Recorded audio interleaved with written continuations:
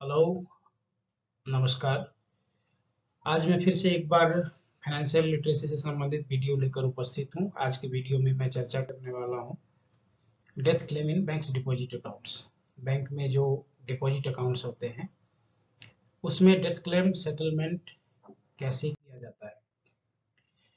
When a person dies, the amount lying in his deposit accounts to be given back to the right person. Many people faces hardship. Watch this video and get yourself updated and help the person in need. जब कोई व्यक्ति मरता है किसी कारणवश, उसके account में पड़े हुए जो पैसे होते हैं वो सही व्यक्ति तक पहुंचे, ये बैंक का एंडेवर होता है। बैंक चाहती है कि सही व्यक्ति तक पैसे पहुंचे। जिस व्यक्ति को पता लगता है कि भैया हमारे यहाँ से फलाने आदमी गुजर गए और उनके अकाउंट में ये पैसे पड़े हैं, तो वो जब बैंक में लेने जाते हैं तो उनको काफी कठिनाइयों का सामना करना पड़ता है, अज्ञानतावश, जानकारी के अभाव में। तो इस वीडियो को देखने के बाद ऐसे लोगों की मदद हो सकेगी। This video will give step-by-step instructions to be followed in such cases. Watch carefully. इस वीडियो में स्टेप बाय स्टेप कोशिश किया है मैंने इंस्ट्रक्शन नोट करने का। चलिए आरंभ करते हैं। Let's begin.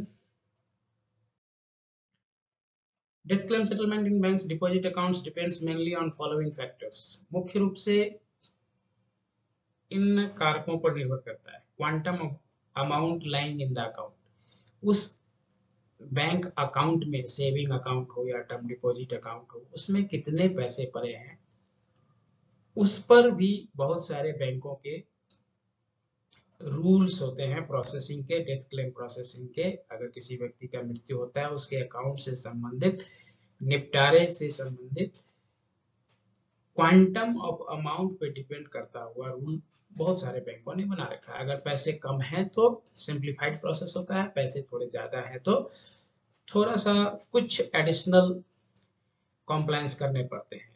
तो पहला है quantum of amount lying in the account, operating instructions given by the account holder. अब जिस व्यक्ति ने खाता खोला था उसने ऑपरेटिंग इंस्ट्रक्शंस क्या दे रखे हैं, क्या वो सेल्फ अकाउंट था, सेल्फ ऑपरेटेड अकाउंट था, ज्वाइंट अकाउंट था, किस तरह का ऑपरेटिंग इंस्ट्रक्शंस है, उस पर भी निर्भर करता है डेथ क्लेम सेटलमेंट। उसके बाद है कि नॉमिनेशन इन द अकाउंट, कि अकाउंट में नॉमिनेशन फैसिलिटी उस व्यक्ति ने लिया हुआ था कि नहीं। अगर नॉमिनेशन फैसिलिटी लिया होता है तो सेटलमेंट काफी इजी हो जाता है। और नॉमिनेशन क्या है इसके बारे में मैंने पहले भी चर्चा किया है अपनी पुरानी वीडियो में। जो इंटरेस्टेड लोग हैं नॉमिनेशन से संबंधित रूल को जानने के लिए उसमें जा सकते हैं। तो अभी सारे बैंक जो होते हैं, लगभग सबों के banks have their internal threshold limit. Up to that limit process is simplified. सभी बैंक हो, चाहे स्टेट बैंक हो, कैनरा बैंक हो, बैंक ऑफ बड़ौदा हो, यूनियन बैंक हो या प्राइवेट बैंक एचडीएफसी, एक्सिस, कोई भी बैंक हो, सबों के अपने एक इंटरनल थ्रेशोल्ड लिमिट बना के रखा है। किसी ने 50,000, किसी ने 2 लाख, किसी ने 5 लाख की भैया इतना तक हमारा जो प्रोसेस है वो बहुत ही सिंप्लीफाइड होगा।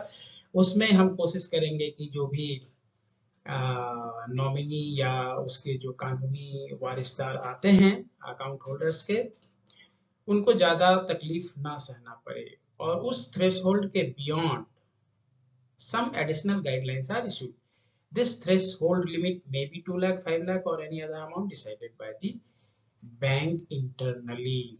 Next आ जाता है bank will inform the claimant about this limit. आप जब बैंक में जाएंगे, बैंक आपसे पूछेगा, बैंक में जो कंसर्न अधिकारी बैठे हैं उस डेस्क पे, वो आपसे पूछेंगे कि भैया अकाउंट में कितने पैसे हैं, पासबुक देख लो। अगर उसमें कम पैसे पड़े हैं तो वो बोलेंगे बहुत ही सिंपल है, आप ये फॉर्म भर दीजिए, अपना आईडी प्रूफ दे दीजिए और आपका सेटलमेंट इमीडिएटली हो जाएगा। हो सकता है सेम डे हो जाए या 1 से 2 दिन में हो जाता है। Claim will be processed accordingly. Then comes another important part, operating instructions given by the account holder. अब ये क्या हो सकता है, this could be any of the following. Operating instruction, जब अकाउंट कोई भी व्यक्ति खोलता है तो अकाउंट कैसे ऑपरेट होगा, क्या वह सेल्फ ऑपरेटेड अकाउंट है, अगर ज्वाइंट है तो क्या वह फादर और सर्वाइवर है, फॉर्मर और सर्वाइवर है, या फिर ज्वाइंटली है। तो इस पे भी depend Let us understand this one by one. Account operated by self means that account is in the name of only one person and he will operate the account. मैंने अपना अकाउंट खोला और उसमें सेल्फ ऑपरेशन है, instruction दिया हुआ, तो मैं खुद अपना अकाउंट अपने सिग्नेचर से पैसे निकाल सकता हूँ. Account operated by either a survivor means that account is in the name of more than one person and they will operate the account individually, and after death of any of the account holder, survivors can operate the account. This is what means account either or survivor.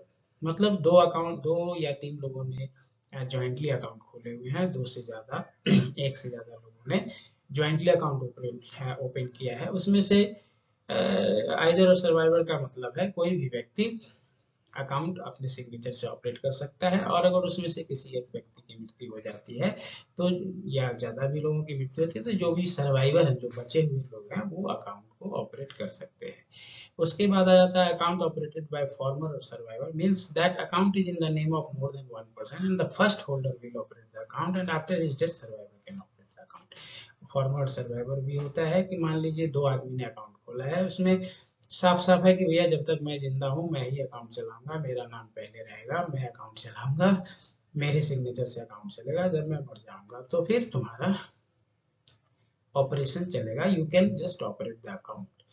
उसके बाद आ जाता है account operated by jointly means that account is in the name of more than one person and all the party will jointly operate the account. यानी कि एक से ज्यादा लोगों के नाम से अकाउंट है और सभी के संयुक्त सिग्नेचर से, संयुक्त हस्ताक्षर से ही अकाउंट. तब आता है then comes the most important part, nomination. तो नॉमिनेशन काफी इंपॉर्टेंट है. Account with nomination can be settled with simple process and but account without nomination requires additional procedures. I have already made one video about the nomination, you can visit that. Before proceeding further, request you to please subscribe the channel, press the like button if you like the content, and share with your friends and family. Please comment also whether you are liking or you want some additional information regarding this video. तो based on above three parameters following scenario में emerge. अभी हमने देखा कि तीन चीजें हैं, quantum of amount है, उसके बाद ऑपरेटिंग इंस्ट्रक्शंस है, और उसके बाद नॉमिनेशन फैसिलिटी. अब अगर ये तीनों चीज को कंबाइन करें तो ये कंडीशंस आते हैं.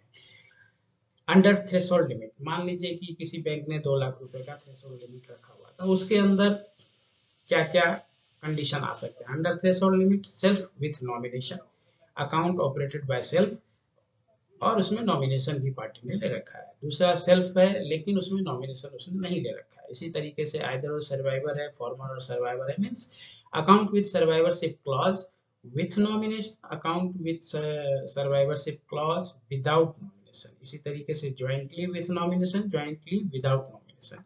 ये सारे सिनेरियो एमर्ज होते हैं बेस्ड ऑन थ्री पैरामीटर्स. अभी हम जाएं, अब थ्रेशोल्ड लिमिट भी सेम चीज आएगी कि मान लीजिए 2 लाख से या 5 लाख जिस भी बैंक ने जैसा थ्रेशोल्ड रखा है, उसमें भी फिर सेम सिचुएशन आएगा कि self with nomination, self without nomination, account with survivorship clause यानी either survivor, former survivor, with nomination, without nomination, joint with nomination, joint without nomination.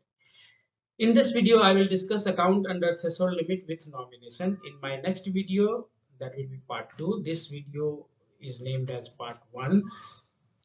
In next video, I will discuss accounts under threshold limit without nomination, and in third video, that will be the last video in this series of death claim.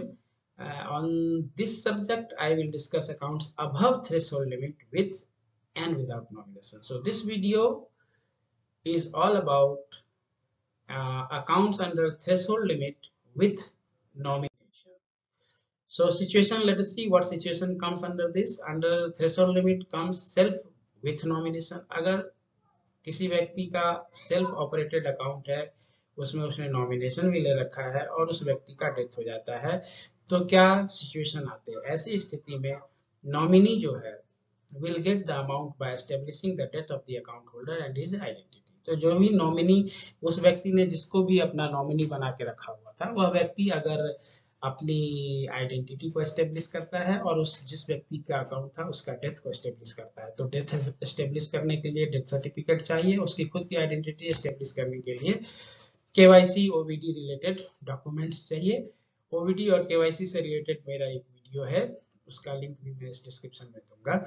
अगर आपको उससे संबंधित कोई जानकारी चाहिए आप उसको visit कर सकते हैं। तो क्या क्या डॉक्यूमेंट्स लगेंगे नॉमिनी को ऐसे अकाउंट्स में? तो copy of death certificate that claimant has to carry, जो भी क्लेम कर रहा है नॉमिनी है वह कॉपी ऑफ डेथ सर्टिफिकेट लेके जाएगा। Photograph and KYC of Clement, यानी जो व्यक्ति है उसका अपना केवाईसी डॉक्यूमेंट्स और OBD documents officially valid documents लेके जाएगा। और लेटर ऑफ डिस्क्लेमर, ये आपको बैंक में मिल जाएगा, बैंक वाले आपको letter of disclaimer, letter of indemnity ये देंगे।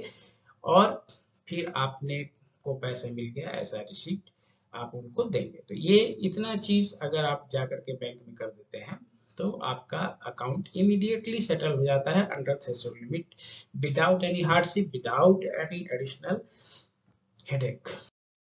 दूसरा सिचुएशन, अच्छा यहाँ पर एक इम्पोर्टेंट फैक्ट ये है, it should be made very clear, ये मैंने अपने नॉमिनेशन वाले जो वीडियो है, I have made one video regarding nomination as I have already talked about that, कि आप उस वीडियो में जाकर के भी देख सकते हैं। यहाँ भी मैं इस बात को क्लियर कर दूं, it should be made clear to the survivors nominee, जो भी सर्वाइवर है या नॉमिनी है उसको ये क्लियर रहना चाहिए कि he would be receiving the payment from the bank as a trustee of the legal heirs of the deceased depositor.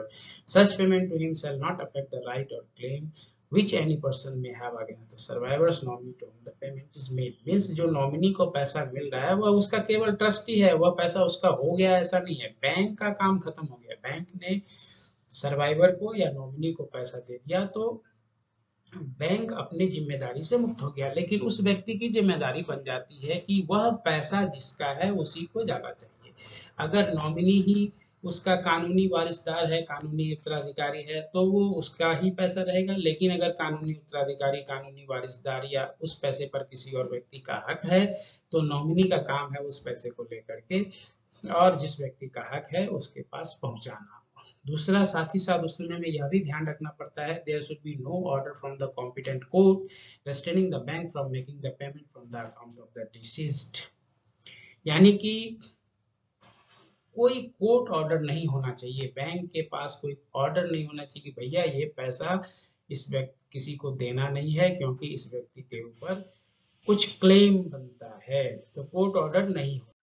अभी आ जाते हैं, नॉमिनी हमने देख लिया कि self operated account with nominee. अब देखते हैं कि सर्वाइवरशिप क्लॉज विथ नॉमिनेशन, यानी आइदर सर्वाइवर है, फॉर्मर सर्वाइवर है और उसमें सर्वाइवरशिप क्लॉज है और नॉमिनेशन भी है। ऐसे में सिचुएशन क्या आता है कि मान लीजिए सर्वाइवरशिप क्लॉज है और एक व्यक्ति वन अकाउंट होल्डर डाइज, ऐसी स्थिति में survivor will get the amount by establishing the death of the account holder and his own identity. तो वो अपना आइडेंटिटी और सर्वाइवर जो भी पुराना जिसका डेथ हुआ है उसका डेथ सर्टिफिकेट दे करके वो पैसा ले सकता है या अकाउंट ऑपरेट फर्दर चाहे तो कर सकता है। अगर दूसरी स्थिति बनती है कि ऑल अकाउंट होल्डर्स डाई, उसमें जितने भी अकाउंट होल्डर सभी मर जाते हैं, ऐसी स्थिति में nominee will get the amount by establishing the death of the account holders and his own identity. इसके बाद आ जाता है डॉक्यूमेंट्स, तो सेम डॉक्यूमेंट्स में कुछ फर्क नहीं है, इसमें भी copy of death certificate, photograph and KYC of claimant, इसमें नॉमिनी हो सकता है, सर्वाइवर हो सकते हैं, letter of disclaimer, letter of indemnity received from the claimants. अभी इसमें कुछ एडिशनल क्लैरिफिकेशन करते हैं कि मान लीजिए टर्म डिपॉजिट अकाउंट है तो सर्वाइवर क्या उसको कंटिन्यू कर सकता है? हाँ कर सकता है, टर्म डिपॉजिट अकाउंट को मैच्योरिटी तक ले जा सकता है, वह चाहे तो प्री मैच्योरली उसको क्लोज भी कर सकता है। इसी तरीके से नॉमिनी भी, अगर कोई एफडी होल्डर मर जाता है तो उसमें जो नॉमिनी होता है वह चाहे तो उसको मैच्योरिटी तक रख सकता है या प्री मैच्योरली भी क्लोज कर सकता है।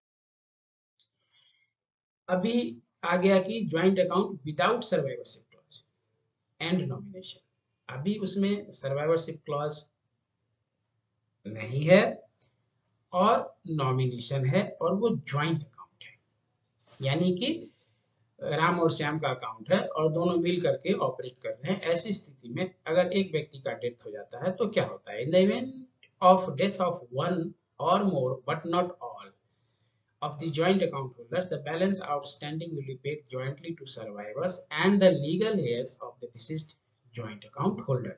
यानी जो बच गए हैं उसको मिलेगा और जो मर गए हैं उसके कानूनी उत्तराधिकारी को मिलेगा। अभी अगर उसके एक से ज्यादा कानूनी उत्तराधिकारी है तो वो सभी मिल करके किसी एक व्यक्ति को मैंडेट करेंगे कि भैया हम सबकी ओर से आप पैसा ले लो, फिर हम लोग बाद में आपस में बांट लेंगे। तो ऐसी स्थिति में जो बच गए हैं वो और जो मर गए हैं, गुजर गए हैं, उनके कानूनी उत्तराधिकारियों को पैसा संयुक्त रूप से मिलेगा। अब अगर in the event of death of all joint account holders, अब जॉइंट अकाउंट जिसके नाम से वो सारे लोग मर गए, ऐसी स्थिति में, और नॉमिनेशन भी नहीं है, तो ऐसी स्थिति में अच्छा सॉरी, जॉइंट अकाउंट होल्डर सारे मर गए हैं और उस तो फिर जो नॉमिनी बचा है, नॉमिनी के को अपना सभी का डेथ सर्टिफिकेट देने के बाद पैसे नॉमिनी को मिल जाएंगे। तो आज हमने नॉमिनेशन के साथ वाले अकाउंट्स की बात की। नेक्स्ट वीडियो में जैसा कि मैंने चर्चा किया है आगे इस पर पार्ट 2 बनाऊंगा। आपसे अनुरोध है कि मेरे इस वीडियो को लाइक, सब्सक्राइब और शेयर करें। नमस्कार।